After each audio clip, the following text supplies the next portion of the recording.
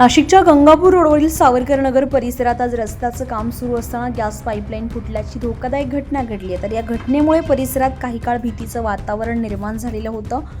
Gas गळती सुरू झाल्यानं नागरिकांमध्ये घबराट पसरलेली होती। घटना लक्षात येताच ॲडव्होकेट सर्वार्थ अनिल बुब आणि राहुल गीते यांनी प्रसंगावधान राखत तात्काळ हालचाल केली आहे। त्यांनी लगेचच Gangapur police Thane MGNL gas कंपनीचे अधिकारी तसेच महानगरपालिकेच्या अधिकाऱ्यांना माहिती दिली आहे। तर माहिती मिळताच संबंधित यंत्रणा तातडीने घटनास्थळी दाखल झाल्यात। परिसराची पाहणी करून गॅस गळती नियंत्रणात आणण्यासाठी आवश्यक ती उपाययोजना करण्यात आली आहे। सुरक्षेच्या दृष्टीनं काही काळासाठी परिसरातील हालचालींवरही नियंत्रण ठेवण्यात आलंय। वेळेवर मिळालेल्या माहितीमुळे आणि प्रशासनाच्या तत्पर प्रतिसादामुळे मोठी दुर्घटना टळली आहे। अन्यथा ही घटना गंभीर स्वरूप धारण करू शकली असती। दरम्यान स्थानिक नागरिकांनीही वेळेवर दिलेल्या सूचनेचं आणि प्रशासनाच्या जलद कारवाईचं कौतुक केलंय। एकूणच नागरिकांची सतर्कता आणि प्रशासनाची तत्परता यामुळे संभाव्य मोठा अनर्थ टळल्याचं स्पष्ट झालंय।